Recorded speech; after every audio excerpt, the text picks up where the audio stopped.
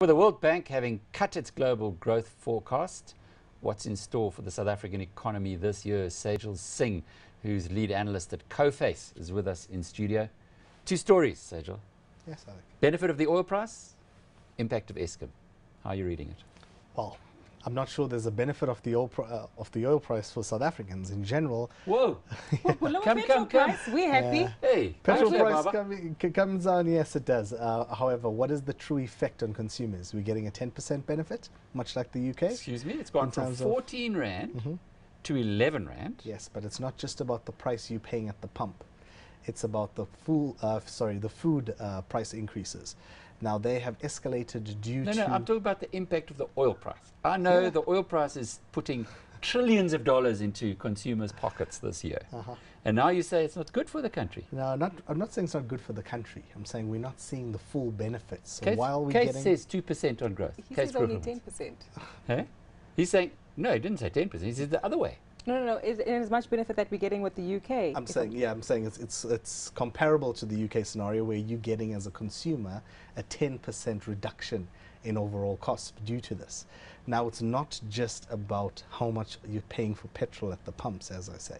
In terms of our entire economy, in terms of manufacturing, logistics, etc., the prices have escalated to such an extent that they aren't coming down now just because the oil price is coming down, but they have gone up when the oil price was going up. So in essence, you're seeing practically a 50% reduction in cost for oil. So going from the 110 down to the 50. What's the benefit to South Africa? Right now, not much at all, really speaking. You're getting literally a 10% reduction in cost in general as a consumer. But that's massive.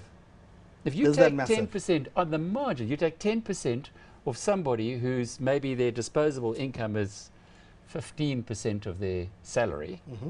You give them another 10% cut on that. That's a huge boost on their disposable income. So are you telling us you're not going to see any impact or very little impact on the South African economy of the cut in the oil price? Exactly. You must understand that at the moment we're very consumer driven, and until confidence in terms of consumer spending comes up to pace with the drop in the oil price, then only are you going to see that real benefit of 10%. So that would mean that people would have a 10% benefit in saving and then go out and spend that 10% more. We're not getting that for a number of reasons where there are fragilities in the economy. Where there's low interest rates? Low interest rate. What about the basic things like unemployment? You're looking at a year where we started off 2014 at around 24.5% unemployed. Now it's 25.5%. So is that giving extra confidence to people? Are they saying now because there's a 10% reduction in, a 50% reduction in oil price, does that mean we're going to get more jobs? No, it doesn't translate as easily as that. So it's a number of other issues that we have that's preventing the country itself from growing. No, you're very grumpy. And that's why you got out of the bed the wrong way today. If you're telling me, look, we're an oil importing country. Yes. It's our biggest import by far. We're paying half as much for what we were paying a year ago. As a country. As a country, yes. We're paying half as much we were, and you say, no, it's not going to affect us. If it was a direct supply get a smile somewhere, man. Help us out here. I would say you're right if our fuel price dropped by 50%. Okay, well, the bad news, of course, is Eskom.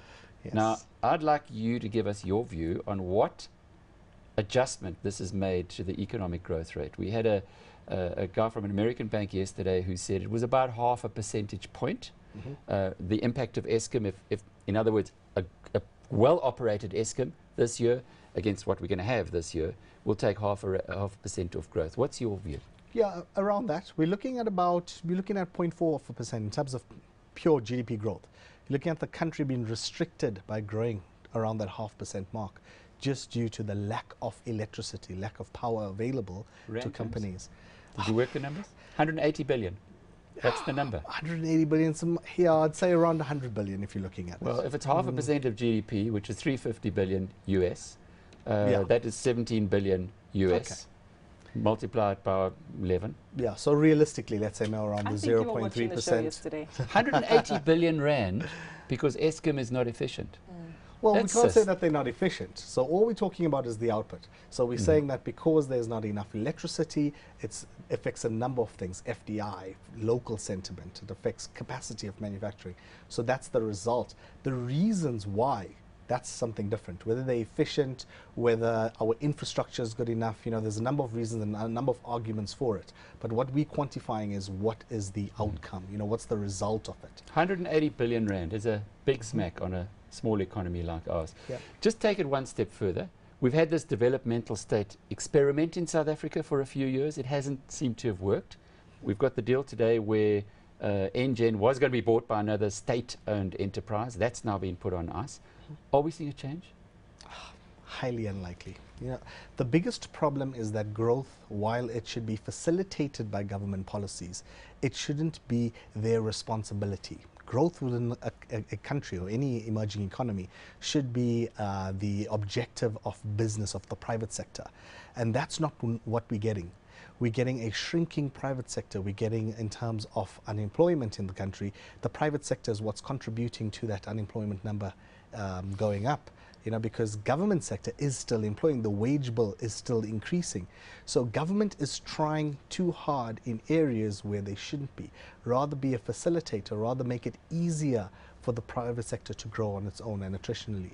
So that's what we're seeing. We're seeing that these government interventions are not going to have a significant But impact. the fact that it's not going to be allowed, that Petro SA is not allowed to buy Engen, which everyone thought was a done deal. In other words, the biggest petrol retailer is no longer going to be part of the state.